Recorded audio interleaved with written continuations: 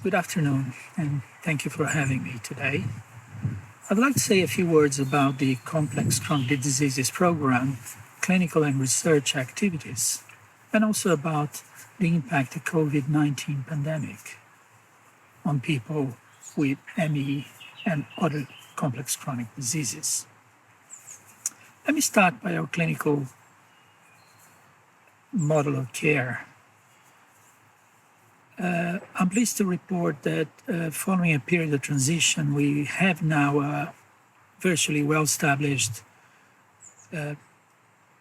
model of care which contains two streams, the medical and the self-management streams. So what happens is when a patient arrives first time at our program, they are seen by a physician who establishes the diagnosis or confirms the diagnosis and then work in partnership with the patient in relation to a treatment and management plan. As needed, there are follow-ups up to a period of 1 year. The other stream is what we call the educational stream for self-management, and this is optional, but most of our patients actually decide to take the activities and give, in general, very good feedback on them. These activities are all held in groups by our allied team of clinical professionals.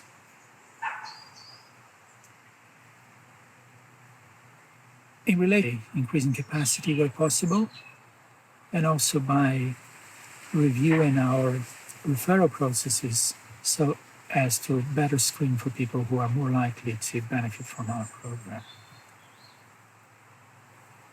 We have been stepping up with our virtual health activities, and this is very good news, especially in the context of the COVID pandemic. And the good news here is that we have not stopped our services during the pandemic. We continue to provide physician appointments, first appointment and follow-ups, as well as the group activities. But all of them have been taking place virtually. And the response has been very good. Most people reported very, very good experience, and so we can report as physicians as well that the system has been working very well. And this opens, of course, many possibilities for the future beyond the pandemic, when we could explore more virtual health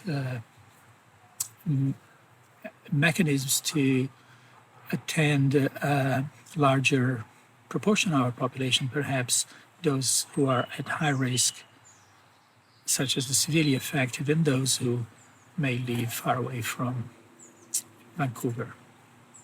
So there are good prospects there. Of course, we're examining the possibilities, and we expect to have news for you in the future. But first, we need to ensure that we can provide all these services virtually very effectively and safely, and also have approval from our regulatory bodies. And this links, of course, with COVID pandemic. So as I just mentioned, we continue providing services for patients during the pandemic. We'll continue to do so. So the care provided by CCDP hasn't been affected in any significant way. However, there are two other questions that are very important. What are the risks of people with a complex chronic disease if they acquire the infection with SARS-CoV-2 virus?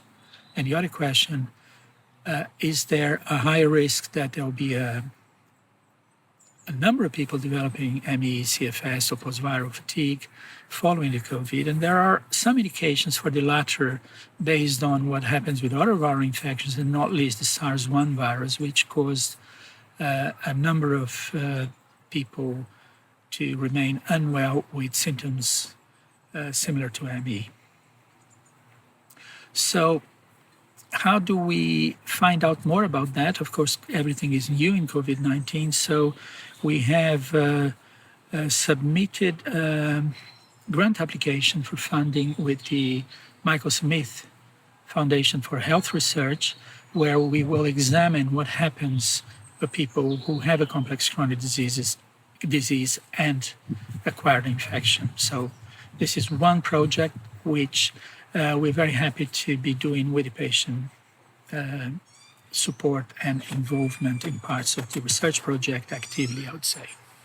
And the other question is what happens following COVID, and we are partnering with colleagues at the main hospitals in Vancouver in relation to the possibility of following up patients beyond the acute infections to observe who and how many of them will develop perhaps symptoms, long-term symptoms. So this again was submitted as a grant application for the Michael Smith Foundation. But my message to, if you have ME or another complex chronic disease, my message to you is just follow the general advice as for the general population, stay put when necessary, so protect yourself with hygiene measures, as everybody will know well now. And should you develop symptoms of the disease, please do contact your health service. And it may be useful and very important to say, to report the condition that you have, such as ME or another condition, so that to tailor the help that you receive. We don't have at the moment evidence enough to say whether the disease by coronavirus can be or is more severe, or indeed if people with ME or other CCDs are less or at a high risk of the infection. But we are pursuing that. So this links to our research activities that we're conducting, and I would like to report on 4 research activities. First one is the CCDP data registry, which is going on for a few years now, and we have over 300 patients who are clients of CCDP, to whom we are very grateful for their provision of data on the clinical status at admission to the program, and then 6 months after, and then at discharge. This is very important to help us evaluate the results of our program and the impact of our program on people who are part of them.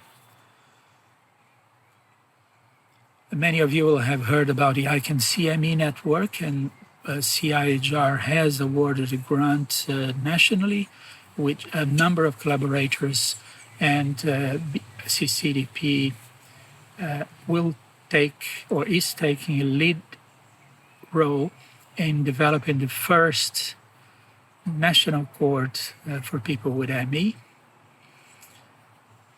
And this will be, as I say, a population-based cohort of people, and with people with ME who are either initially in British Columbia, and we would like to roll this out nationally in due course.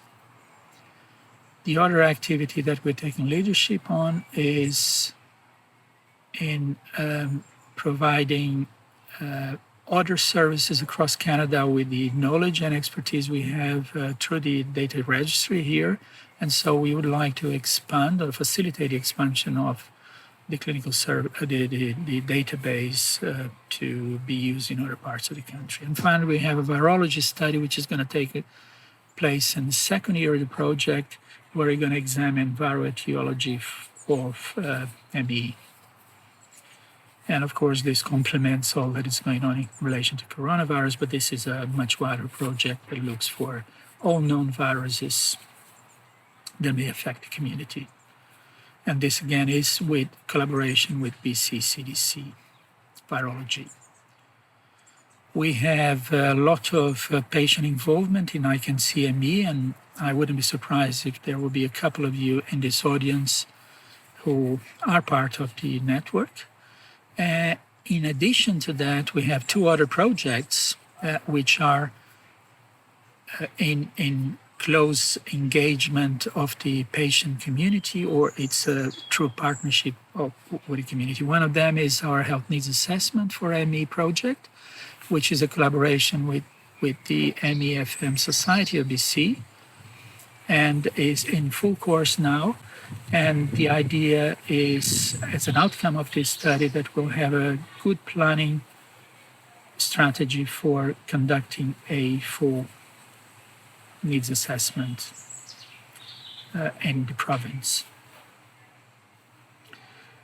And the other project, which is in the planning phases at this moment in time, is with Fraser Health Support Unit and the patient community. Is a patient engagement activity, and it includes the evaluation of people with ME who, in relation to the